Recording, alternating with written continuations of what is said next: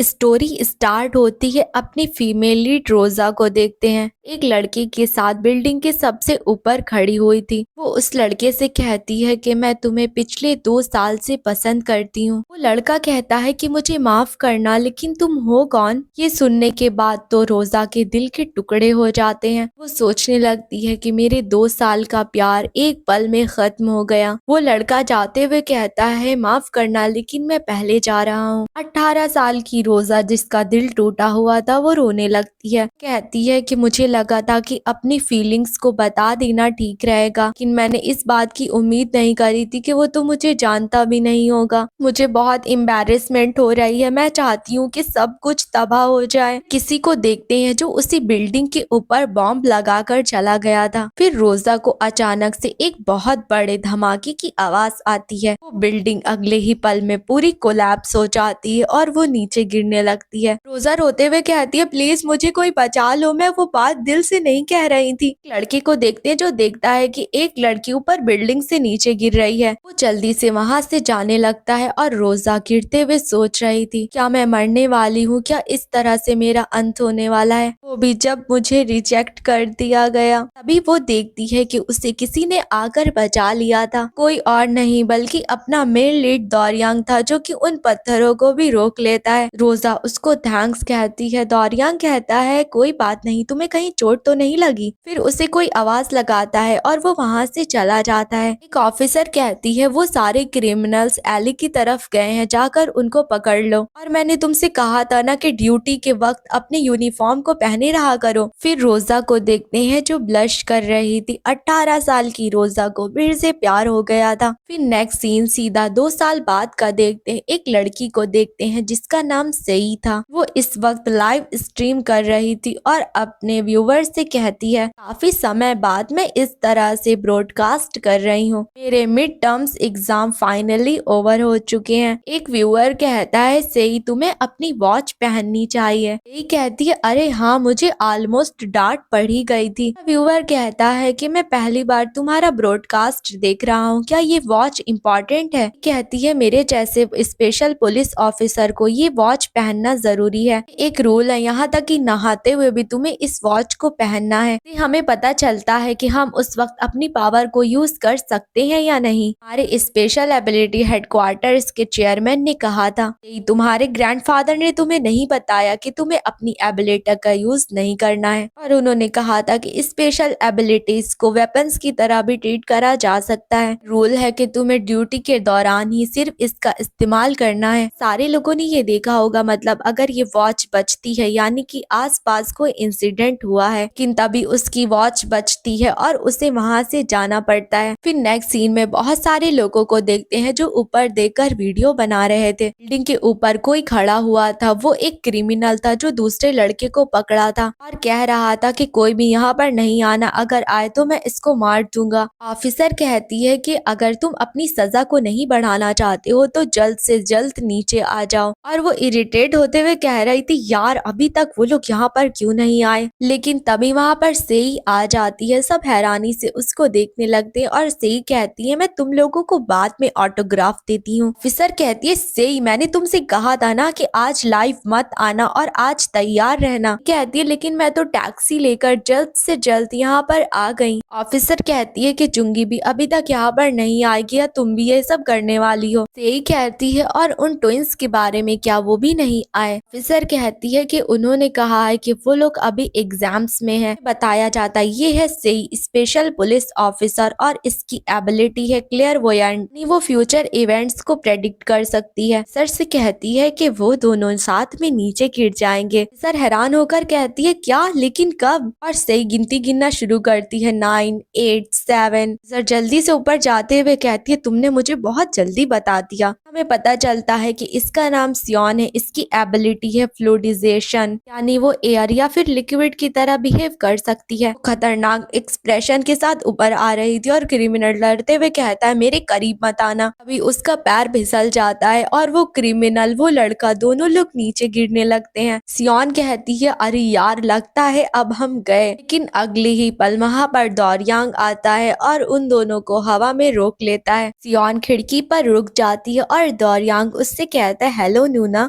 सियोन कहती है दौरियांग तुमने तो कहा था कि तुम वेकेशन पर हो। फिर बताया जाता है इसका नाम दौरियांग है, इसकी पावर है टेलीकिनेसिस और सेल्फ हीलिंग। दौरियांग सियोन से कहता है क्या मैं तुम्हारी मदद करूं? सियोन कहती है नहीं, कोई जरूरत नहीं। दौरियांग को देखकर तो हैरानी से सबका मुंह खुल जाता है, सारी भीड़ पगला जाती है और सब लोग उसका नाम लेने लगते हैं। हमें बताया जाता है कि दौरियांग कौन है। स्पेशल एबिलिटीज का जन्म हुआ तब क्रिमिनल्स भी बढ़ने लगे थे जिनके पास एबिलिटीज थी। पुलिस ऑफिसर उनको बिल्कुल भी रोक नहीं पा रहे थे और उनको रोकने के लिए स्पेशल एबिलिटी हेडक्वार्टर्स का जन्म हुआ कि जिनके पास एबिलिटी थी वही इस स्पेशल पुलिस ऑफिसर ट्रेनिंग में भर्ती हो सकते थे। और दौरियांग दो एबिलिटीज के साथ पैदा हुआ था। जब वो एलिमेंट्री स्कूल में था तो उसने अपने पूरे स्कूल को बचाया था। जब वो मिडिल स्कूल में था तो उसने पूरी कंट्री को बचाया था। वो अब तक का सबसे स्ट्रॉन्गेस्ट पुलिस ऑफिसर था। सिर्फ उसकी स्किल ही नहीं बल्कि उसके गुड लुक्स भी, और अगर उसकी काइंडनेस को भी इसमें जोड़ दिया जाए तो वो इतना फेमस था कि उसके लिए एक अलग ही ऑफिशियल फैन क्लब बन गया था जिसका नाम था PHS, यानी कि वो लोग जिनको दौरियांग ने बचाया। फिर प्रेजेंट में देखते हैं सब पागल हो रहे थे कि तुमने तो कहा था तुम वेकेशन पर गए थे, तुम यहाँ पर कैसे? दौरियांग कहता है कि हालांकि मैं इसे अपने घर से देख सकता हूँ। सियोन कहती है क्या तुम्हें तुम्हारी एबिलिटीज यूज करने की इजाजत है? दौरियांग कहता है हाँ मुझे इजाजत है क्योंकि मैं वेकेशन पर भी काम कर रहा हूँ। देखते हैं यहाँ पर आने के लिए दौरियांग को बोनस भी दिया गया था। दौरियांग जा रहा था तभी से ही उससे कहती है सीनियर आप फिर से सर्च रैंकिंग में नंबर 1 पर होंगे, आपके लिए तो ये बहुत अच्छा है, जरा मुझे भी बताइए कि मैं वहाँ पर कैसे पहुँच सकती हूँ। दौरियांग कहता है कि तुम पहुँच जाओगी अगर तुम मेहनत करोगी तो, इसलिए कोशिश करती रहो। सेई का दिमाग खराब हो रहा था। सियोन उसको शांत कराते हुए कहती है सेई यहाँ पर कैमरा है, और वो दौरियांग से कहती है तुम्हें नहीं लगता आजकल तुम ज्यादा कॉन्फिडेंट हो रहे हो? जब तुम छोटे थे तब तुम बहुत ज्यादा नर्वस हो जाते थे। दौरियांग कहता है यार उस पास्ट को याद दिलाने की जरूरत नहीं। सियोन कहती है लेकिन तुम्हें ये बात भूलनी नहीं चाहिए कि तुम कहाँ से आए हो। अगर तुम ऐसे ही डील देते रहे, अगर तुम ऐसे क्रिमिनल से मिल गए जो तुमसे ज्यादा स्ट्रांग है, बताओ आखिर तुम उसके बाद क्या करोगे? नेक्स्ट सीन में रोजा को देखते हैं जो एक अलग ही लुक में दिख रही थी। वो अपना मास्क पहनती है और अचानक से गायब हो जाती है। यांग सियोन के सवाल का जवाब देते हुए कहता है अगर आगे ऐसा कुछ हुआ तो, लेकिन तभी सेई को अचानक से कुछ महसूस होता है। नीचे मुड़कर देखती है तो वहाँ पर मास्क पहनी हुई रोजा खड़ी हुई थी। सेई कहती ये तो गैस मास्क है, कितना अजीब है, लेकिन तभी उसके दिमाग में कुछ क्लिक होता है। वो दौरियांग से कुछ बताने जा रही थी लेकिन अगले ही पल रोजा आती है और उसे उठाकर दूर फेंक देती है। दौरियांग के पास आती है और दौरियांग उससे कहता है कि आखिर तुम हो कौन? और सेई को देखते हैं जो उड़ते हुए बिल्डिंग की तरफ जा रही थी, लेकिन सियोन दौड़ कर जाती है और उससे पहले वो वहां पर पहुंच जाती है। टकराने से पहले उसने सेई को पकड़ लिया था। दोनों लोग शीशा तोड़कर अंदर गिरते हैं और यांग कहता है कि मुझे नहीं पता कि आखिर तुम कौन हो, लेकिन तुम पूरी तैयारी के साथ आए हो। अगर तुम किसी स्पेशल पुलिस ऑफिसर को टच करते हो तो तुम्हें 3 साल की सजा हो सकती है या फिर तुम्हें 30,000 मिलियन का जुर्माना भरना पड़ सकता है। कहता हुआ वो रोजा के कंधे पर हाथ रखता है लेकिन तभी रोजा पीछे हट जाती है। कहता अगर तुमसे कोई बात कर रहा हो तो तुम्हें इस तरह से बीच में नहीं टोकना चाहिए। अपनी पावर का इस्तेमाल करता हुआ एक बेंच को उठा कर लाता है, उस बेंच को सीधा रोजा की तरफ फेंकता है लेकिन रोजा उस बेंच को पकड़ लेती है, उठाकर उसी की तरफ फेंकती है। बेंच दौरियांग के बगल से निकल कर जाती है जिससे कि उसके फेस पर कट भी लग जाता है और वो बेंच पीछे जाकर गिरती है। वहाँ पर एक बहुत बड़ा ब्लास्ट होता है। दौरियांग तो हैरान ही हो जाता है और फिर वो बहुत सारा सामान उठाकर उसकी तरफ फेंकने जा रहा था। वो सारा सामान जाकर सीधा रोजा के ऊपर गिरता है और दौरियांग कहता है मैंने तुम्हें पकड़ ही लिया। लेकिन वो देखकर हैरान होता है कि वहाँ पर रोजा नहीं थी और वो कहता है आखिर वो गधा कहाँ पर चला गया। सीन में सेई को देखते हैं जिसकी गर्दन टूट चुकी थी। वो हॉस्पिटल में थी लेकिन फिर भी लाइव स्ट्रीम कर रही थी, कह रही थी मैं बिल्कुल ठीक हूँ, जब मैं ठीक होंगी तो उस क्रिमिनल को पकड़ लूंगी। सियोन कहती है बहन जरा अपनी हालत तो देखो और क्या बातें कर रही हो। एक व्यूअर पूछता है सेई तुम तो इतनी यंग हो, तुम पुलिस ऑफिसर कब बनी? सेई कहती है काफी समय पहले की बात है, उस वक्त मैं मिडिल स्कूल में थी। मेरी एबिलिटी तब जाहिर हुई थी जब मैं मिडिल स्कूल का एग्जाम दे रही थी। मुझे कुछ भी समझ नहीं आ रहा था लेकिन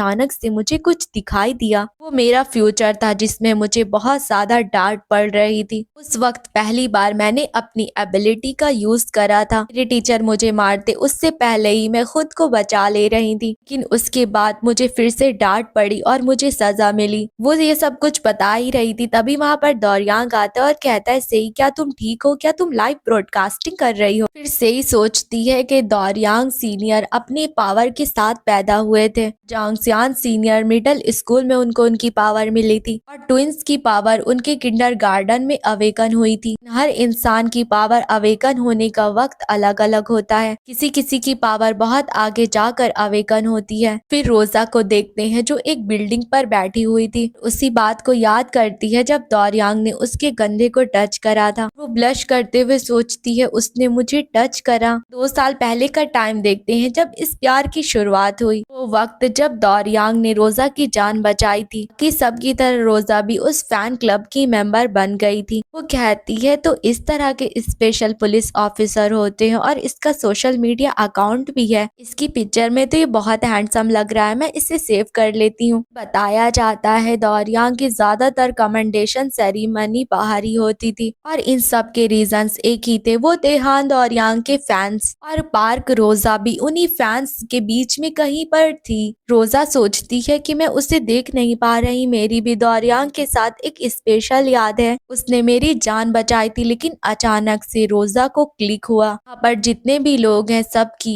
दौरियांग ने जान बचाई थी, क्योंकि उस क्लब का नाम ही था PHS यानी पीपल हान दौरियांग सेव्ड। रोजा सोचती है मैं भी उसे रियल में देखना चाहती हूँ। तभी वहाँ पर एक आदमी आता है और कहता है एक्सक्यूज मी, क्या तुम पीछे हट सकती हो, मैं उसे देख नहीं पा रहा। रोजा सोचती है नहीं, मैं यहाँ पर आई हूँ, मैं इस तरह से गिव अप नहीं कर सकती, मैं भी यहाँ पर दौरियांग से मिलने के लिए ही आई हूँ। रोजा को ऐसा महसूस हुआ कि उसकी पूरी बॉडी में बिजली उतर आई है। रोजा उठाकर उस आदमी को दूर फेंक देती है। हैरानी से रोजा की तरफ देखने लगते हैं कि इसने उस आदमी को उठाकर दूर फेंक दिया। रोजा सोचती है अब मुझे क्या करना चाहिए, मुझे यहाँ से भाग जाना चाहिए, लेकिन अगले ही पल वो उन लोगों की आंखों के सामने से गायब हो जाती है, कहीं और ही पर टेलीपोर्ट हो गई थी। फिर हमें उसकी एबिलिटीज का पता चलता है जो है सुपर ह्यूमन स्ट्रेंथ और टेलीपोर्टेशन। रोजा सोचती है रुको, क्या ये कोई सपना है। फिर हमें बताया जाता है रोजा सिर्फ स्ट्रॉन्ग नहीं हुई थी, बल्कि बिना चश्मे के उसे सब कुछ साफ साफ दिखाई दे रहा था। दिन के बाद से जब भी सेरेमनी होती थी तो रोजा सबकी आंखों के सामने से आराम से निकल जाती थी। फैन से बचने के लिए वो अपने मुंह पर मास्क भी पहने रहती थी। देखते हैं कि दौरियांग जब एक विलन के साथ फाइट कर रहा था तो वो वहीं पर खड़ी उसे देख रही थी। सोचती है कि हाँ दौरियांग के आसपास के लोग उसकी सोच से भी ज्यादा खतरनाक है, लेकिन उसके बावजूद भी रोजा ने गिव अप नहीं करा। उसने सोचा जब तक हम एक दूसरे के खिलाफ नहीं दौड़ेंगे कुछ भी नहीं होगा। जा रही थी तभी एक कार उसे आकर टक्कर मार देती है, लेकिन उसे खरोच भी नहीं आती और वो उस कार को उठाकर दूर फेंक देती है। वो सोचती है मुझे दर्द तो नहीं हो रहा, लेकिन मेरे पूरे कपड़े खराब हो गए। फिर बताया जाता है कि उसके बाद 2 साल बीत गए। पार्क रोजा थी जिसे एक लौती ये बात पता नहीं चली थी कि कुछ तो गलत हो गया है, क्योंकि रोजा एक वांटेड क्रिमिनल बन चुकी थी। उसको पकड़ने के लिए एक इमरजेंसी मीटिंग भी बिठाई गई थी। चीफ कहते हैं हमें एक नए S क्लास स्पेशल क्रिमिनल के बारे में पता चला है। इनका नाम चोई गिल्बे था, chairman of special ability headquarters, और इनकी एबिलिटी क्या है ये अभी नहीं पता। तभी चेयरमैन कहते हैं तो जुंगी तुम आ गए, अगर तुम अगली बार से भी इतनी देर में आए तो तुम्हें एक्सपेल कर दिया जाएगा। हमें पता चलता है इसका नाम है जुंगी और इसकी एबिलिटी क्या है अभी नहीं पता। जुंगी कहता है आज के दिन जो ये नंबर है एकदम करेक्ट है। चेयरमैन कहते हैं जब मैंने तुम्हें पहले कॉल करा था तो तुम क्यों नहीं आए। कहता है कि मैं पहले जाना चाहता था लेकिन वहाँ पर सेई आ गई थी। जब ये सब हुआ था तो वो पेड़ के पीछे छुपा था और सोच रहा था नहीं मैं नहीं जा सकता, वैसे भी 2 वर्सेस 2 हो रहा है, ये परफेक्ट सिमेट्री है। और वो चेयरमैन को बताता है मैं दखल नहीं देना चाहता था। उसके बाद दौरियांग आ गया लेकिन मैं भाग गया क्योंकि मैं बहुत डर गया था, लेकिन इस बार मैं जीत कर रहूंगा चाहे कुछ भी हो जाए। चेयरमैन कहते हैं बस बहुत हो गया, दफा हो जाओ यहाँ से। और फिर वो सबसे कहते हैं ठीक है मैं फिर से इस बात को रिपीट करता हूँ हूँ। आप लोगों को इस एस क्लास क्रिमिनल की वजह से आज यहाँ पर इकट्ठा करा गया है और ये एक ऐसा क्रिमिनल है जिसे 52 साल के बाद देखा गया है। हान दौरियांग भी उसको छू तक नहीं पाया, तो समझ लीजिए कि ये सिचुएशन कितनी सीरियस है। लेकिन तभी जुंगी कहता है कि रुक जाइए। चेयरमैन कहते हैं हाँ बताओ, क्या तुम्हारे पास कोई बात है जुंगी? जुंगी कहता है वो दरअसल प्रोजेक्टर बहुत ज्यादा हिल रहा था। चेयरमैन कहते हैं तुम दफा हो जाओ यहाँ से। बाकी सबसे पूछते हैं तो बताओ हमें इस क्रिमिनल को क्या बुलाना चाहिए? सब लोग अपने हाथ खड़े कर देते हैं और बताने लगते हैं हमें ब्लैक मास्क बुलाना चाहिए। टैकी, टिकवर, विलन, अजीब, टेरी मैन ये नाम है या फिर बेइज्जती है? कहता है चेयरमैन कैसा रहेगा ब्लैक गैस मास्क टेकवियर बुलाए तो? चेयरमैन कहते हैं कि ये नाम बहुत लंबा है। फिर एक और लड़का कहता है तो फिर हम उसे ब्लैक मास्क बुलाते हैं। तभी चेयरमैन कहते हैं दौरियांग तुम इन सब से थोड़े वक्त के लिए दूर रहो। दौरियांग कहता है माफ कीजिएगा लेकिन आप ऐसा क्यों कह रहे हैं? चेयरमैन कहते हैं तुम ब्लैक मास्क को छू तक नहीं पाए थे ना? दौरियांग कहता है ऐसा इसलिए क्योंकि मैं बहुत चौंक गया था। चेयरमैन कहते हैं लेकिन इतने सारे लोगों में से उसने सिर्फ तुम पर टारगेट किया दौरियांग। एक स्पेशल पुलिस टीम बनाओ जो कि ब्लैक मास्क को पकड़ेगी और इसमें दौरियांग भी शामिल है। दौरियांग कहता है नहीं चेयरमैन मैं ये खुद कर सकता हूँ। लेकिन नेक्स्ट सीन देखते हैं वो परेशान होकर बैठा था, लेकिन तभी वहाँ पर सही उसके लिए ड्रिंक लेकर आती है। कहती है तुम ब्रेक लो, वेकेशन पर जाओ, ऐसे लोगों द्वारा भुला दिया जाना ही ठीक है। फिर सही के जाने के बाद वो बैठा सोच रहा था अगर मैं सच में टारगेट हूँ, अगर मैं ना जीत पाऊँ तो? और वो ड्रिंक को कस कर दबाते हुए कहता है तो फिर मुझे कौन बचाएगा? वो अपने एक बचपन का किस्सा याद करता है कि उसकी तरफ एक बड़ा सा पत्थर उड़ते हुए आ रहा था और वो सोचता है कि मैं नहीं बच सकता, ये तो बहुत ज्यादा बड़ा है। लेकिन तभी वहाँ पर कोई आता है और उस पत्थर पर एक घूसा लगाता है। उस पत्थर के टुकड़े टुकड़े हो जाते हैं और वो दौरियांग से पूछता है क्या तुम ठीक हो बच्चे? बड़ा दौरियांग अपने मन में कहता है अगर वो पर्सन अभी आ गया तो?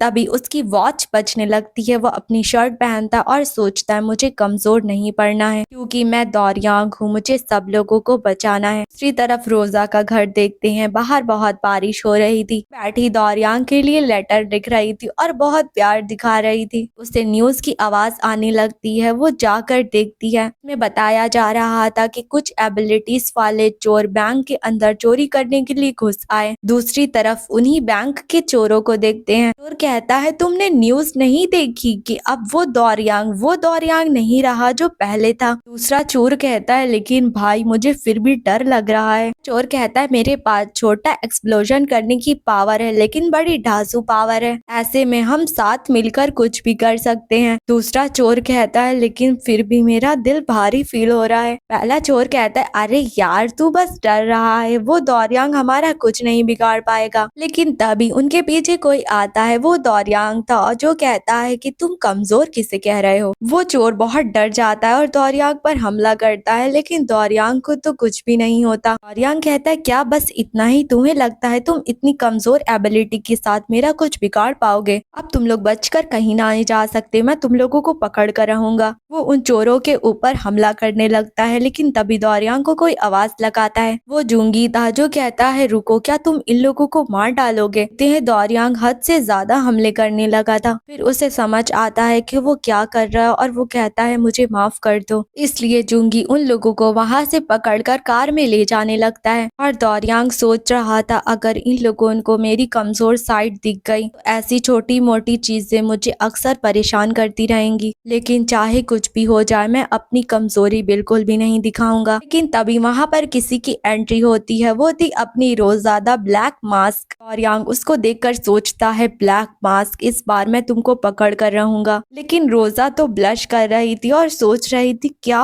वो मेरी तरफ देख रहा है, अब मैं क्या करूं? दौरियांग उसकी तरफ बढ़ने लगता है और रोजा सोचती है वो मेरी तरफ आ रहा है, ये कोई सपना तो नहीं? और दौरियांग सोच रहा था मुझे डर लग रहा है लेकिन खुद पर काबू रखना है, यहाँ पर बहुत सारे लोग मुझे देख रहे हैं। और रोजा सोच रही थी कि मुझे इतने सारे लोगों के सामने शर्म आ रही है, लेकिन आज मुझे कह कर रहना है। और वो चिल्ला कर कहती है कि मैं तुम्हें पसंद करती हूँ, मैं पिछले 2 सालों से तुम्हें पसंद करती हूँ, मैं उस दिन से तुम्हें पसंद करती हूँ जिस दिन तुमने मेरी जान बचाई थी। सब लोग हैरानी से उधर देखने लगते हैं और बात करते हैं, क्या तुमने सुना कि उसने क्या कहा? दारियांग अपने कान आगे कर कर कहता है, तुमने क्या कहा? मुझे सुनाई नहीं दिया। और रोजा फिर से चिल्लाने लगती है, लेकिन दारियांग को कुछ भी सुनाई नहीं दे रहा था। रोजा सोचने लगती है कि बारिश और ये मास्क, आयरन की आवाज और यहाँ पर इतने सारे लोग, हर चीज हमारी बातचीत के बीच में बाधा डाल रही है। फिर हमें बताया जाता है कि सिर्फ आज ही रोजा का अनलकी डे नहीं है, बल्कि हर बार ऐसा ही हुआ है। फिर पहले का सीन देखते हैं कि एक बार रोजा फ्लावर लेकर बैठी थी और प्रैक्टिस कर रही थी वो किस तरह से दारियांग को प्रपोज करेगी। बेंच के पीछे छुपी थी और धीमे धीमे बोल रही थी कि मैं तुम्हें पसंद करती हूँ। वो सोचती है कि वो अकेला है, यही मेरा चांस है, मुझे कहना होगा। दारियांग को आवाज लगाती है, वो पीछे मुड़कर देखता है, लेकिन तभी वहाँ पर एक बहुत बड़ा ब्लास्ट होता है। नेक्स्ट सीन देखते हैं कि उसने एक और बार कोशिश करी थी, वो फिर से उससे कह रही थी, लेकिन वहाँ पर तो शूटिंग हो रही थी, वो विलेन से लड़ रहा था। वो किसी तरह से उसके करीब पहुंच गई थी, लेकिन हमला होता है और वो वहाँ से छूमंतर हो जाती है। पिछले साल से उसकी यही बदकिस्मती रही है। और प्रेजेंट में रोजा सोचती है, जैसा कि मैंने उम्मीद करी थी, उसको मेरी बात सुनाई नहीं दे रही। प्लान बी ये है कि मुझे उसको ये लेटर देना है। लेटर को लेकर किसी तरह उसके करीब पहुंच जाती है, लेकिन तभी वहाँ पर जुंगी आता है और हमला कर देता है। फिर हमें पता चलता है जुंगी की एबिलिटी है शेप शिफ्टिंग, यानी वो किसी चीज का भी शेप बदल सकता है। लेटर हवा में उड़ जाता है और रोजा सोचती है, नहीं मेरा लेटर, और जुंगी आकर किसी तरह रोजा को पकड़ लेता है। लेकिन अगले ही पल दोनों वहां से टेलीपोर्ट हो जाते हैं। दारियांग को समझ में नहीं आता कि आखिर ये अभी क्या हुआ। दोनों लोग टेलीपोर्ट होकर एक बिल्डिंग के ऊपर पहुंचते हैं। लेकिन तभी जुंगी रोजा के हाथ में हथकड़ियां पहना देता है और कहता है, अच्छा तो जब तक मैं तुम्हें पकड़े रहूंगा तो मैं कहीं पर भी टेलीपोर्ट हो सकता हूँ,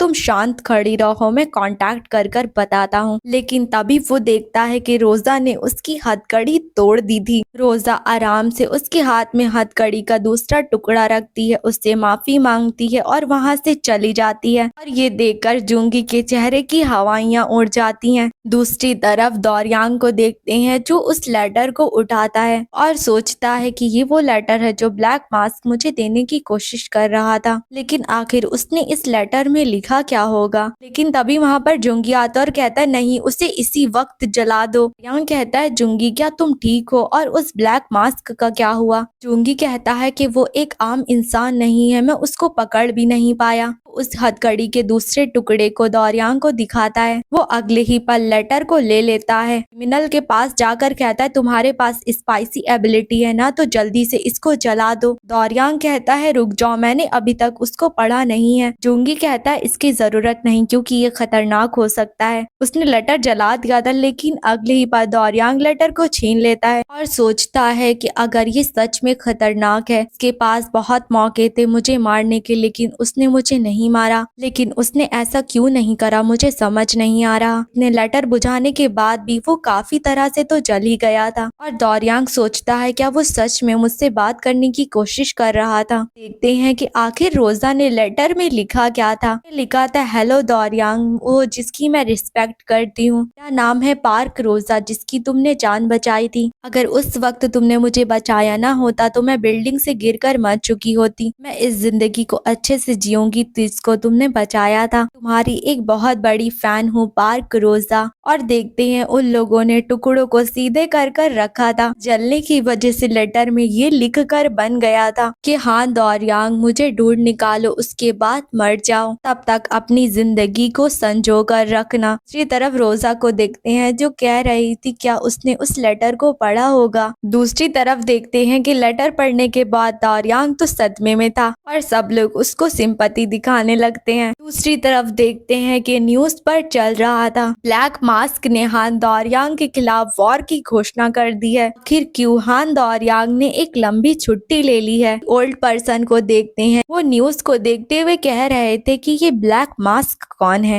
नेक्स्ट सीन में एक लड़की और उसके डैड को देखते हैं। लड़की कहती है, डैड क्या आपने देखा स्पेशल क्रिमिनल आया है जिसका नाम ब्लैक मास्क है। उसके डैड कहते हैं, क्या ये इतना स्पेशल है कि उसका नाम तक रख दिया। उसमें बताया जाता है हेडक्वार्टर्स ने उस ब्लैक मास्क की एबिलिटी को रिवील कर दिया है। इसके पास सुपर ह्यूमन स्ट्रेंथ है और टेलीपोर्टेशन है। लेकिन ये सुनने के बाद तो उसके डैड के सदमा लग जाता है और जिस वजह से वो बेहोश होने लगते हैं। उनकी बीवी भाग कर आती है और कहती है हनी क्या हो गया, क्या तुम ठीक हो? लड़की के डैड कहते हैं कि वो ब्लैक मास्क नहीं है, वो सुपर ह्यूमन स्ट्रेंथ, वो वही पर्सन है, वो वापस आ चुका है। और दूसरी तरफ देखते हैं कि हर तरफ हड़कंप मच चुकी थी। जितने भी बूढ़े लोग थे वो यही बात बोल रहे थे कि अब दुनिया खत्म होने वाली है। हर तरफ ये हो रहा था। एक लड़की जो कि टैक्सी के अंदर बैठी हुई थी सबको देखकर सोचती है कि आखिर इन लोगों को क्या हो गया। वो ड्राइवर को काट देते हुए कहती है लीजिए पैसे काट लिए। वो ड्राइवर रोते हुए कहते हैं बस चली जाओ, अभी मैं जल्दी ही मरने वाला हूँ तो पैसे लेकर क्या करूँगा। फिर सीधा 52 साल पहले देखते हैं। पर्सन की वजह से हर तरफ डर का माहौल था। पुलिस ही नहीं बल्कि स्पेशल पुलिस भी उस सुपर ह्यूमन स्ट्रेंथ के सामने कुछ नहीं कर पा रही थी। वो कहीं अचानक से आ गया था और एक दिन अचानक से कहीं पर गायब हो गया। वो एक ऐसा डर था जो सिर्फ पास्ट जनरेशन के लोग ही जानते हैं। बात कर रहे थे क्या तुमने उस ब्लैक मास्क के बारे में सुना? वही दैट पर्सन है ना? हाँ मैंने सुना कि वो वही दैट पर्सन है, वो वापस आ गया। लोग उस बेकार स्पेशल क्रिमिनल का नाम लेने से भी डरते हैं, इसलिए लोग उसको दैट पर्सन कहकर पुकार रहे थे। हम एक बस का सीन देखते हैं। उस बस में वही पर्सन को देखते हैं जो कि डंबल उठाकर न्यूज देख रहे थे। स्टूडेंट जिसकी बस में तबीयत खराब हो रही थी। तभी मस्कुलर पर्सन उससे कहते हैं हे बच्चे यहाँ पर आकर बैठ जाओ। वो लड़का कहता है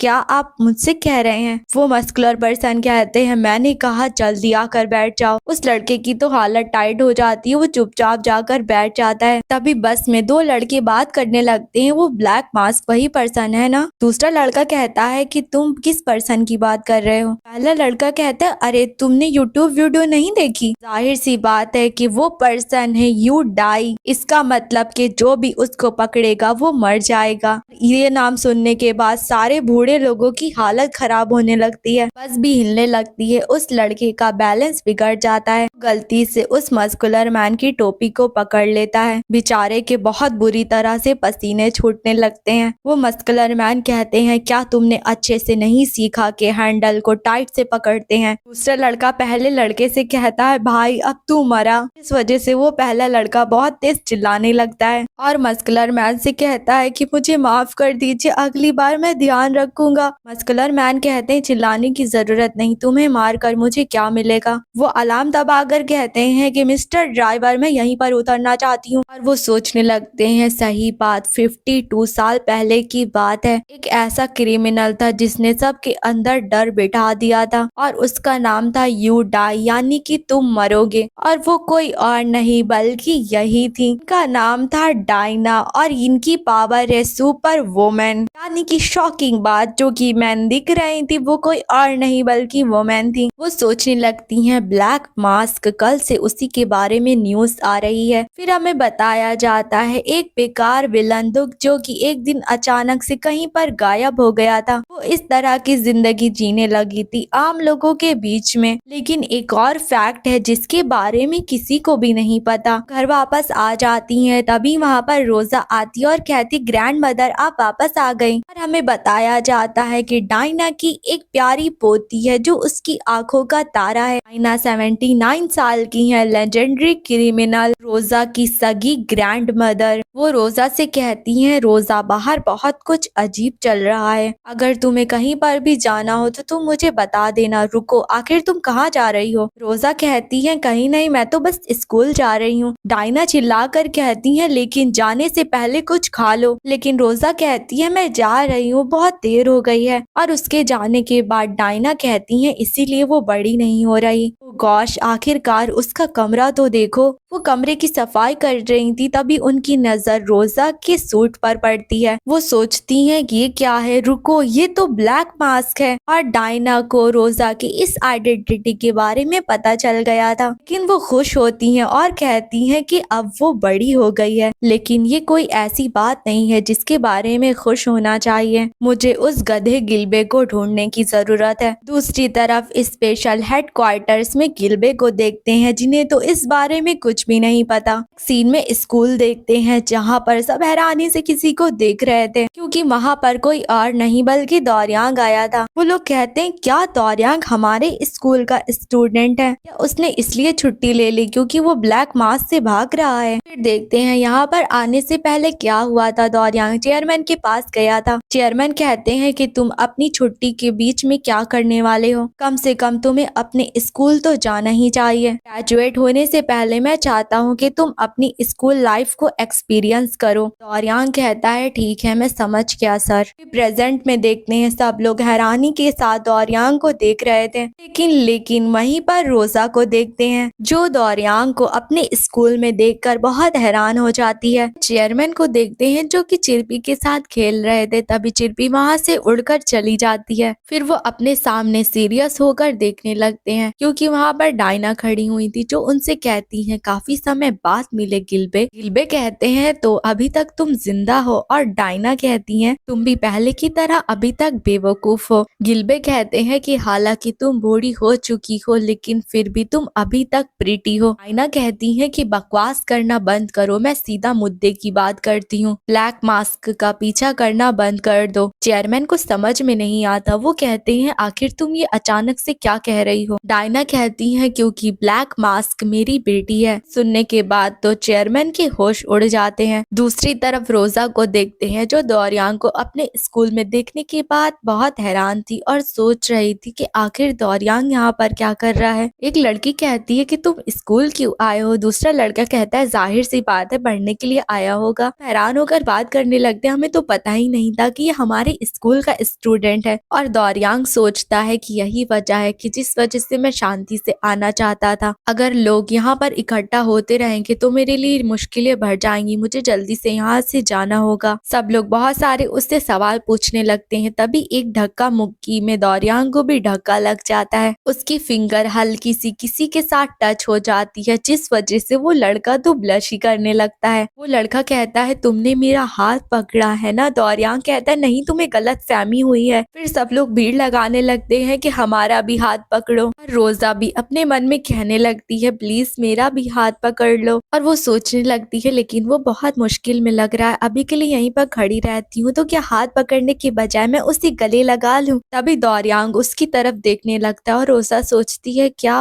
वो मेरी तरफ देख रहा है? लेकिन वो तो रोजा के पीछे देख रहा था जहाँ पर बिल्डिंग की तरफ सारे मिरर्स उड़ते हुए आ रहे थे। एक मिरर का टुकड़ा सीधा आकर बिल्डिंग पर लगता है जिस वजह से आईना टूट जाता है। दौरियांग जल्दी से जाकर रोजा को बचा लेता है और सारे टुकड़े अंदर आकर गिरने लगते हैं। फिर वो अपनी वॉच पर बताने लगता है मैं दौरियांग बोल रहा हूँ, ये एक इमरजेंसी है, मुझे अपनी स्पेशल एबिलिटी यूज करनी होगी। एक बहुत बड़ा पत्थर एक लड़की पर गिरने जा रहा था लेकिन दौरियांग बीच में ही रोक लेता है। वो रोजा से कहता है क्या तुम उठ सकती हो? रोजा कुछ बोलने जा रही थी लेकिन तभी वो उसे उठाकर सीढ़ियों की तरफ फेंक देता है। उसे रियलाइज नहीं होता कि उसने रोजा को बहुत तेज फेंक दिया। वो कहता है जाओ सीढ़ियों का इस्तेमाल कर लो। फिर वो एक आईने के टुकड़े को उठाता है और सोचता है कि ये कोई गन तो नहीं है, आखिर इतनी ताकत के साथ इतनी बड़ी चीज किसने फेंकी होगी। दूसरी तरफ डायना को देखते हैं जो गिल्बे से कहती है अगर तुमने अपने शब्दों को वापस नहीं लिया अगली बार मैं अपनी सिर्फ फिंगर फ्लिक का इस्तेमाल नहीं करूंगी। देखते हैं कि उन्होंने सिर्फ अपनी एक फिंगर की फोर्स से पीछे का पूरा शीशा तोड़ दिया था। वही शीशा जाकर स्कूल के ऊपर गिरा था। चेयरमैन के चेहरे पर भी कट लग गया था और वो कहते हैं मुझे माफ कर दो लेकिन मुझसे इस बात की उम्मीद न रखो क्योंकि मुझे तुम्हारी बेटी को अरेस्ट करना होगा। डायना कहती है क्या कहा तुमने? चेयरमैन कहते हैं आज मैं सिर्फ उसे नहीं बल्कि तुम्हें भी पकड़ूंगा। उनकी बात सुनकर डायना मुस्कुराती है और कहती है बेवकूफ अभी भी तुम्हें बहुत जान है। वो दीवार के अंदर अपना हाथ डालकर कहती है ठीक है अगर तुम यही चाहते हो तो। वो एक हाथ की मदद से पूरी छत को उठा लेती है। ये देखकर तो चेयरमैन का मुंह भी खुल जाता है। चेयरमैन कहते हैं रुको, क्या हम सिर्फ बैठकर बात नहीं कर सकते? डायना कहती है कि मैं इसे उस तरफ फेंकने वाली हूँ। चेयरमैन कहते हैं कि रुको, अगर तुमने ऐसा करा तो बहुत सारे लोग इंजर्ड हो जाएंगे। डायना कहती है इसे रोकना तो तुम्हारा काम है ना? क्या कर रहे हो, चलो शुरू हो जाओ। दूसरी तरफ स्कूल देखते देखते हैं जहाँ हर तरफ तबाही हो चुकी थी। दौरियांग कह रहा था कि पता नहीं कि दोबारा वो कब अपेयर हो जाए, इसलिए तुम लोग जल्दी से शेल्टर में चले जाओ। लेकिन वो लड़की तो अलग ही दुनिया में थी, कहती है एक्सक्यूज मी, क्या मुझे आपका ऑटोग्राफ मिल सकता है? दौरियांग कहता है माफ करना, अभी खतरनाक सिचुएशन है, अगली बार मिलूंगा तो दे दूंगा। और वो सोचने लगता है कि ग्लास को इतनी ज्यादा स्पीड से फेंका गया था, जैसे ही मैंने उसको छुआ वो पूरी तरह से धूल में मिल गया। सिर्फ एक ब्लैक मास्क ही है जिसके पास इतनी ज्यादा पावर है। ऐसा तो नहीं कि ब्लैक मास्क को मेरी लोकेशन पता चल गई। वो मेरे साथ खेल रहा है जैसा कि मैंने उम्मीद करी थी। मुझे छुट्टी लेनी ही नहीं चाहिए थी। नहीं, अब ऐसा हो चुका है, मुझे इस बारे में फिक्र करना छोड़ देना चाहिए और नया प्लान बनाना चाहिए। लेकिन तभी वो देखता है उसके सामने एक बहुत बड़ा बिल्डिंग का टुकड़ा आ रहा था। वो सोचने लगता है क्या ये तो हेडक्वार्टर्स की बिल्डिंग है, मैं इसे डॉच नहीं कर पाऊंगा और यहाँ पर अभी भी बहुत सारे लोग हैं। क्या मैं इसे पकड़ सकता हूँ? कोई बात नहीं, अगर मैंने इसे ब्लॉक कर भी लिया तब भी मेरे पास सेल्फ हील की पावर है। फिर उसके मन में यही ख्याल आने लगता है कि अगर मैं किसी खतरे में होऊंगा तो कौन मुझे बचाएगा। वो बिल्डिंग उसके बहुत पास पहुंच चुकी थी, लेकिन अगले ही पल वहां पर रोजा आती है। वो उस पर एक पंच मारती है और उस बिल्डिंग के टुकड़े टुकड़े हो जाते हैं। ये देखकर दौरियांग हैरान हो जाता है और वही दिन याद करने लगता है। वो छोटा था और ऐसे ही किसी ने उसकी जान बचाई थी। कहा था कि तुम्हें कहीं चोट तो नहीं लगी। प्रेजेंट टाइम में यही रोजा उससे ये बात पूछती है, कहीं तुम्हें चोट तो नहीं लगी। फिर सीधा नेक्स्ट सीन देखते एक लेडी को देखते हैं जो बर्तन धो रही थी। भी वहाँ पर एक बच्चा आता है और कहता है मॉम, मैंने एक गलती कर दी, प्लीज मेरे डायपर्स बदल दीजिए। फिर हमें बताया जाता है एक बच्चा जिसे पैदा हुए ज्यादा वक्त नहीं हुआ था वो आराम से बोलने लगा था। उसकी माँ सोचती है नहीं नहीं, मेरे कान बज रहे हैं, सियोन कैसे बोल सकता है, रुको मैं तुम्हारे डायपर्स बदल देती हूँ। और फिर हमें बताया जाता है यही सेम स्पेशल एबिलिटी के साथ होता है। इसमें कई टाइम और ट्रेनिंग लगती है, जैसे कि एक बच्चे को बोलने के लिए वक्त चाहिए होता है। और रही रोजा की एबिलिटीज, वो भी किंडरगार्टन के वक्त पर। यही वजह है कि रोजा को समझ नहीं आया था कि उसने क्या मुश्किल खड़ी कर दी है। उसने सेई को बलि का बकरा बना दिया था, वो भी दौरियांग के करीब आने के लिए। दौरियांग ने जब उससे कहा था कि मुझे नहीं पता तुम कौन हो, लगता है तुम बहुत तैयारी के साथ आए हो। पार्क रोजा उस वक्त कुछ बोल नहीं पाई थी क्योंकि वो बहुत नर्वस थी, सोच रही थी अब मुझे क्या कहना चाहिए। जब तुमने बचाया था मुझे तब तुम बहुत हैंडसम लग रहे थे, तुम्हारे गोल्डन हेयर्स तुम पर सूट करते हैं। रोजा उसके अपीयरेंस के बारे में बात करना बंद करो। और जाहिर सी बात थी कि वो जो भी कह रही थी दौरियांग को कुछ समझ में नहीं आ रहा था। उस वक्त रोजा टूटा हुआ खिलौना बन गई थी जो हिल भी नहीं पा रही थी। और वो सोचती है हान दौरियांग ने अभी मेरे शोल्डर को टच करा। उसके बाद रोजा जिन संकटों से गुजरी है उसके बारे में तो बताना भी जरूरी नहीं। रोजा के मन में इतना से भी ख्याल नहीं आया कि दौरियांग उस पर हमला करने की कोशिश कर रहा था। और प्रेजेंट की बात करें, जब दौरियांग ने रोजा को बचाया था वो सोचती है अरे यार उसने मुझे बचाया तब भी मैं कुछ बोल नहीं पाई। एक लड़का दूसरी लड़की से कहता है यार ये एग्जाम वाले दिन ही क्यों हुआ। दूसरी लड़की कहती है मेरे लिए तो बढ़िया है, मुझे तो कुछ याद भी नहीं था। और रोजा रोते हुए सोचती है यार मुझे कम से कम उसे थैंक्स बोल देना चाहिए था। एक लड़का कहता है जरा वहाँ पर देखो कुछ आ रहा है। अरे नहीं भागो, ये तो मिसाइल है। आखिर दौरियांग कहाँ पर चला गया, वो हमें बचाने के लिए आएगा। लेकिन अगले ही पल रोजा वहाँ से टेलीपोर्ट होती है, जाकर उस बिल्डिंग के टुकड़े के एक घुसा मारकर उसके टुकड़े टुकड़े कर देती है। और ये देखकर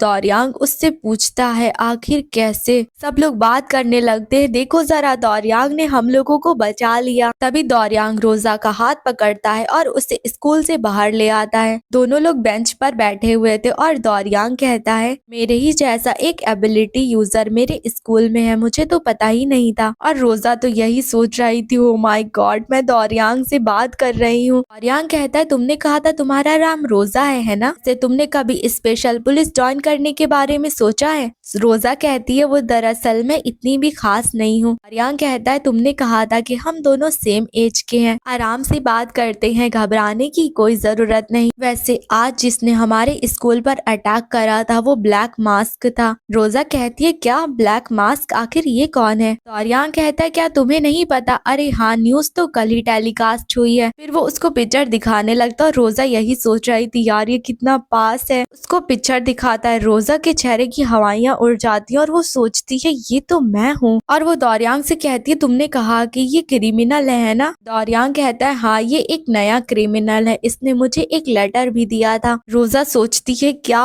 इसने वो लेटर पढ़ा था, और दौरियांग कहता है उस लेटर में लिखा था कि वो मुझे मार देगा। ने कहा कि तब तक मैं अपनी जिंदगी को बचा कर रखूं। ताकि तो समझ में नहीं आता, वो सोचती है आखिर मैंने ही कब लेटर में लिखा। दौरियांग कहता है मैं पहली बार ऐसी चीज बोल रहा हूँ, लेकिन सच कहूँ तो मुझे डर लग रहा है क्या होगा अगर मैं उसके खिलाफ नहीं जीत पाया तो। अगर मैं मर गया तो फिर सिविलियंस को कौन बचाएगा। रोजा सोचती है मैं क्या करूँ, क्या मैं इसको बता दूं कि मैं ही ब्लैक मास्क हूँ। लेकिन मुझे गलत फहमी भी तो ठीक करनी है क्योंकि दौरियांग मुझसे नफरत करता है और मैं नहीं चाहती कि वो इस तरह से मुझसे नफरत करता रहे। लेकिन तभी दौरियांग उसका फेस पकड़ता है, उससे कहता है क्या तुम्हारे चेहरे पर ये चोट मुझे बचाते हुए लगी है, मुझे माफ कर देना, मेरी वजह से तुम्हें चोट लग गई। रोजा सोचती है चलो अभी के लिए मैं इससे कुछ नहीं बताती हूँ, लेकिन समझ नहीं आ रहा आखिर मुझे ये चोट कैसे लगी कि जब मैं एक कार से टकरा गई थी तब मुझे एक खरोच तक नहीं आई थी। फिर हमें बताया जाता है इसका रीजन कोई और नहीं डायना है जिन्होंने ये पत्थर फेंका था। तभी दौरियांग उसको रुमाल देने लगता है और कहता है इसका इस्तेमाल कर लो। लेकिन तुम वहाँ पर आ कैसे गई थी, तुम अचानक से आ गई थी जैसे कि टेलीपोर्टेशन। अब जब मैं सोच रहा हूँ तो ब्लैक मास्क भी कुछ ऐसा ही इस्तेमाल करता है। लेकिन तभी रोजा उसे खड़े होकर बता देती है नहीं ये तो सुपर स्पीड थी, सुपर स्पीड की पावर थी एकदम फ्लैश की तरह, तुम उसको जानते हो। दौरियांग कहता है क्या कहा फ्लैश की तरह। रोजा कहती है तो फिर तुम सोनिक को जानते हो। दौरियांग कहता है हाँ मैं सोनिक को जानता हूँ, लेकिन फिर भी तुमने उस पत्थर को कैसे डिस्ट्रॉय करा। वैसे ये पॉसिबल हो सकता है अगर तुम बहुत स्पीड से आकर उस पर हमला करो। वैसे काफी समय बाद मैं इतनी कंफर्टेबली किसी से बात कर रहा हूँ। रोजा कहती है क्या तुम्हारे दोस्त नहीं है, तुम्हारे फैंस तो बहुत सारे हैं। दौरियांग कहता है कि मैं अपने फैंस के सामने ऐसा नहीं कह सकता क्योंकि अगर मैंने ये दिखाया कि मुझे डर लग रहा है तो जो लोग मुझ पर भरोसा करते हैं उन्हें भी फिक्र होने लगेगी। लेकिन तुम मेरी फैन नहीं हो, तुम्हारे अंदर मुझे लेकर कोई फैंटेसी नहीं है और ये बहुत ज्यादा कंफर्टेबल है इसलिए मुझे अच्छा लग रहा है। रोजा सोचती है ठीक है फैन होने का फैक्ट भी अभी के लिए मैं सीक्रेट रखती हूँ। दौरियांग से कुछ कहने जा रही थी तभी उसके पास उसकी ग्रैंड मदर डायना का कॉल आने लगता है। दौरियांग कहता है माफ करना, लगता है मैंने तुम्हारा बहुत वक्त ले लिया, तुमसे मिलकर अच्छा लगा, अब मैं यहाँ से चलता हूँ। रोजा कहती है हाँ ठीक है अपना ख्याल रखना। और दौरियांग हंसते हुए कहता है ठीक है दोबारा मिलते हैं रोजा। ये सुनने के बाद तो दौरियांग का बड़ा सा मुंह खुल जाता है। नेक्स्ट सीन में जब वो अपने घर पे टेलीपोर्ट होकर आई थी तब भी उसका मुंह खुला ही हुआ था। वो जोर जोर से चिल्लाने लगती है। डायना कहती है कि ये पगला गई है क्या। सेम टाइम पे दूसरी तरफ दौरियांग को देखते हैं जो इस वक्त अपने रूम में लेटा हुआ था। उसको बहुत ज्यादा पछतावा हो रहा था, वो यही सोच रहा था क्या मैं पागल हो गया था। चाहे तुम्हें जितना भी सुकून मिल गया हो, तुमने ऐसे इंसान के सामने सब कुछ उगल दिया जिससे तुम उसी वक्त मिले थे। तुम्हें तो अपनी बेवकूफी पे बहुत ज्यादा गर्व हो रहा होगा, लेकिन फिर भी काफी वक्त बाद मैं इस तरह से किसी से खुलकर बात कर पाया हूँ। मैंने रोजा को ठीक से थैंक्स भी नहीं बोला। हमें बताया जाता है कि वो दिन दौरियांग के लिए स्पेशल बन गया। सिर्फ इतना ही नहीं, रोजा के साथ भी सेम ऐसा ही था। लेकिन तभी दौरियांग अपनी वॉच की तरफ देखकर सोचता है मैंने अपनी स्पेशल एबिलिटी का यूज करा बिना परमिशन के। मुझे चेयरमैन की तरफ से आखिर कोई कॉल क्यों नहीं आया, क्या वो बिजी है या फिर उनके साथ कुछ हो गया है। दूसरी तरफ चेयरमैन का हेडक्वार्टर्स देखते हैं, पूरी बिल्डिंग तबाह हो चुकी थी। उनका फोन बज रहा था और वो बुरी हालत में नीचे पड़े हुए थे। चिरपी उनके कंधे पर आकर बैठती है और बहुत जोर से चिल्लाती है। अभी वो अपना फोन उठाते हैं जिसमें अलार्म बज रहा था उनकी दवाई खाने के वक्त का। वो चिरपी को थैंक्स बोलते हैं। तभी वहाँ पर कोई खड़ा था जो उनसे कहता है आप फिर से सो गए थे, हम लोग जब तक कि इसको फिक्स नहीं कर लेते आपको नीचे डाउन स्टेयर्स के ऑफिस में रहना होगा। मैन कहते हैं कोई बात नहीं, अगर मैं वहाँ गया तो तुम अनकंफर्टेबल हो जाओगे। कहते हाँ मैं अनकंफर्टेबल हो जाऊंगा, मुझे कितनी बार ये बात बोलनी पड़ेगी। फिर हमें बताया जाता है कि इनका नाम है सांगबॉक, की एबिलिटी है रेस्टोरेशन, यानी कि ये फिर से चीजों को रिस्टोर कर सकते हैं। सांगबॉक कहते हैं कि ब्लैक मास्क ने एक और बखेड़ा खड़ा कर दिया। वैसे चेयरमैन आप उस ब्लैक मास्क के बहुत करीब थे लेकिन फिर भी आप उसको पकड़ नहीं पाए। फिर कुछ वक्त पहले देखते हैं जब डायना आई थी, अभी उनकी बेल पर दौरियांग का वो मैसेज आता है। वो सोचते हैं क्या दौरियांग पर अटैक हो गया, बेचारे की बहुत बुरी किस्मत है। वो डायना डायना को पकड़ने जा रहे थे, लेकिन तभी वो उनको पंच मारने जा रही थी। लेकिन उससे पहले कहती ये बात याद रखना गिलबे कि मैं ब्लैक मास्क हूँ। और चेयरमैन सोचते हैं कि जब डायना ने ये बात बोली तब वो बहुत ज्यादा खूबसूरत लग रही थी। प्रेजेंट टाइम में वो सांगबॉक के सवाल का जवाब देते हुए कहते हैं कि मैं बस उसे मार नहीं पाया। फिर चेयरमैन की एबिलिटी का पता चलता है जो कि लाइफ इरेजर, यानी कि वो किसी की भी जिंदगी को मिटा सकते हैं। पौधे को मिटाने के बाद वो सोचते अरे नहीं मेरे ग्लव्स कहाँ पर हैं? सांगबॉक देखो तो मेरा जिंजर ड्रेड मर गया। सांगबॉक कहता है मैंने आपसे कहा ना कि मैं जीवित चीजों को रिस्टोर नहीं कर सकता। फिर आप कितनों को मारेंगे? क्या आप उनसे नफरत करते हैं? मैन कहते ऐसा नहीं है, तुम समझ जाओगे जब तुम मेरी तरह बूढ़े हो जाओगे और अकेले हो जाओगे। मैं जिंजर को बहुत पसंद करता था। क्यों मैंने सही कहा ना चिरपी? लेकिन चिरपी उनको गुस्से की नजरों से घूर रही थी। तभी एक लेडी कहती है कि चेयरमैन क्या आपने दौरियांग से बात करी? फिर हमें पता चलता है इनका नाम सिनग्यू है। ये डैमेज रिकवरी टीम में है और इनकी एबिलिटी है ह्यूमन सीमेंट। चेयरमैन कहते अरे हाँ मैं तो भूल ही गया। सिनग्यू कहती है चेयरमैन मुझे लगता है अब आपके रिटायर होने का वक्त आ चुका है। चेयरमैन कहते हैं कि वो दौरियांग है, अगर मैं उसे नहीं भी बताऊंगा तब भी वो जान जाएगा। सिनग्यू कहती है ज्यादा कूल बनने की जरूरत नहीं है, मान लीजिए ना कि आप भुलक्कड़ हैं, जरा उसको कॉल करिए इससे पहले उस बच्चे को फिक्र होने लगे। फिर न्यूज में दिखाया जा रहा था किस तरह से दौरियांग ने यूनिवर्सिटी को बचाया और वो है कैप्टन कोरिया हान दौरियांग। यूट्यूब पर सब उसके वीडियोस भी बना रहे थे जिस वजह से उसकी पॉपुलैरिटी भी बढ़ जाती है। दूसरी तरफ सेई को देखते हैं जो वीडियो देखकर कहती है कि ये दौरियांग तो नहीं। फिर हमें बताया जाता है सेई के पास प्रिटी लुक्स हैं, उसकी स्टार जैसी क्वालिटी, उसने पैदा होते ही सबको अपनी तरफ अट्रैक्ट कर लिया था। स्पेशल पुलिस ऑफिसर जिसके 5 लाख सब्सक्राइबर्स हैं, जो कि दौरियांग की कलीग है लेकिन उसके बैकग्राउंड में काम करती है। वो कमेंट पढ़ रही थी जिसमें लिखा था हान दौरियांग सबसे बेस्ट स्पेशल पुलिस ऑफिसर है कोरिया का, और सेई उस वीडियो को डिसलाइक कर देती है। और हमें बताया जाता है दौरियांग को सेई बहुत नापसंद करती है, लेकिन कोई था जो कि सिंगल फ्रेम में दौरियांग के साथ हल्का सा तो कैच हो गया था। फिर वो दौरियांग से मिलती है और उससे कहती है कि वो क्लिप जिसमें आप अपेयर हुए हैं उसमें 40 मिलियन व्यूज गए हैं। तो मुझे बताइए कि वीडियो में आपके साथ कौन था, क्योंकि आपके पास तो ऐसी एबिलिटी नहीं। और बताया जाता है दौरियांग को खतरा महसूस हो रहा था इसलिए उसने रोजा को छुपा लिया। सेई कहती है कैप्टन आप जानते हैं ना कि मैं आपको पिछले 5 साल से देख रही हूँ। दौरियांग सोचता है कि सच कहूँ तो मुझे अच्छा लगेगा अगर रोजा भी स्पेशल पुलिस ऑफिसर बन जाए तो, लेकिन जब तक ऐसा नहीं होता तब तक के लिए मैं चुप रहता हूँ। सेई कहती है मैंने आपसे पूछा ना आखिर वो कौन था तो बताइए मुझे। लेकिन तब भी उन दोनों की वॉच बजने लगती है। सेई जाते हुए कहती है कि मैं अभी तो इस बात को जाने दे रही हूँ लेकिन अगली बार बात करते हैं। बताया जाता है ब्लैक मास्क की मौत की धमकी के बाद दौरियांग वापस आ गया है। इसका रीजन कोई और नहीं बल्कि रोजा है। इस बात का सुकून है कि कोई है जो अगर वो खतरे में होगा तो वो उसे बचा सकती है और अगर वो मर गया तो कोई उसकी जगह ले सकती है। दौरियांग सोचने लगता है मुझे रोजा का फोन नंबर नहीं पता, अगली बार जब मैं उससे मिलूंगा तो मांग लूंगा। नेक्स्ट सीन में एक हेलीकॉप्टर को देखते हैं जिसमें से कोई कह रहा था एक वार्निंग है, तुम इस वक्त स्पेशल पुलिस ऑफिसर की क्राइम साइट पर हो, ब्लैक मास्क अपने हथियारों को छोड़ दो और सरेंडर कर दो। फिर नेक्स्ट सीन हम कुछ वक्त पहले का देखते हैं, एक क्लासरूम को देखते हैं। वहाँ पर एक लड़का बैठा हुआ था, इसका नाम है किम बूसिक, 18 साल का, और ये आज का साइड कैरेक्टर है और इससे दुनिया से बहुत ज्यादा नफरत है। तभी एक लड़का आकर कहता है बूसिक तुम जब फार्ट करते होगे तब भी बूसिक की आवाज आती होगी ना। बूसिक को बहुत गुस्सा आने लगता है, वो सोचता है अगर मेरे पास स्पेशल एबिलिटी होती तो मैं इस दुनिया को खत्म कर देता। हमें बताया जाता है कि जब बूसिक को बहुत गुस्सा आया तो उसने फार्ट करा और उसने अपनी स्पेशल एबिलिटी को अवेकन कर लिया कि एबिलिटी है फार्टिंग, और उसको बीते अब 1 महीना हो चुका है। उसके बाद बूसिक ने हाई स्कूल को छोड़ दिया और क्रिमिनल का रास्ते को अपना लिया और आज वो दिन है जब वो क्रिमिनल के तौर पर कोई क्राइम करने वाला है। वो एक खंबे को पकड़कर सोचता है अगर मैंने इसे गिरा दिया तो यहाँ पर ब्लैकआउट हो जाएगा, ब्लैकआउट के दौरान मैं कन्वीनियंस स्टोर से आराम से चोरी कर सकता हूँ। तभी वहाँ पर एक आदमी आता है और कहता है हे वहाँ पर तुम क्या कर रहे हो। बूसिक कहता है भाग जा बुड्ढे। वो आदमी कहता है ये तुम रूड तरीके से बात क्यों कर रहे हो, मैं अभी स्पेशल पुलिस ऑफिसर्स को बुलाता हूँ। बूसिक कहता है स्पेशल पुलिस ऑफिसर्स, हाँ बुला बुला लो। फिर उसने खंबे को तोड़ दिया था जो खंबा उस आदमी के ऊपर गिरने जा रहा था। वो आदमी बहुत डर जाता और बुसिक सोचता है आज मेरे लिए परफेक्ट दिन है। लेकिन तभी वहाँ पर रोजा आती है और वो उस खंबे को पकड़ लेती है। बुसिक रोजा को पहचान आता है और कहता है ये तो ब्लैक मास्क है। फिर हमें बताया जाता है कि दौरियांग से बात करने के बाद रोजा बहुत सोच में पड़ गई। उसने सोचा मेरी वजह से दौरियांग को मुश्किल झेलनी पड़ रही है। अंत में उसने ये फैसला लिया कि ब्लैक मास्क बनकर लोगों को बचाते हैं। मैं लोगों को ये प्रूफ कर कर रहूंगी कि ब्लैक मास्क बुरा इंसान नहीं है। फिर बताया जाता है कि बूसी के लिए आज अनलकी डे है कि आज ब्लैक मास्क हीरो बनने के लिए निकला है। रोजा उस आदमी को उठाते हुए कहती अंकल क्या आप ठीक है, मेरा नाम ब्लैक मास्क है। फिर वो उस खंबे को घुमाते हुए कहती है तुम ऐसी चीजें नहीं कर सकते हो। बूसिक वहाँ से भागने लगता और रोजा खंबे को वहीं पर फेंक उसके पीछे जाने लगती है। वो पकड़ तो बूसिक को रही थी लेकिन हर जगह तबाही भी मच रही थी। सब लोग उस पर चिल्ला रहे थे। बूसिक रुक जाता है और सोचता है लगता है मैं बच गया। लेकिन तभी वहाँ पर रोजा आ जाती है। वो उसके सर पर एक जोर का लगाती है और उसे वहीं पर ढेर कर देती है। तभी वहाँ पर एक आदमी आता और कहता जरा देखो तो इसने किसी का मर्डर कर दिया। सब लोग उस पर इल्जाम लगाने लगते उसने किसी इनोसेंट पर्सन को मार दिया। रोजा कहती है मैं एक अच्छी पर्सन हूँ लेकिन उसकी कोई बात नहीं सुनता।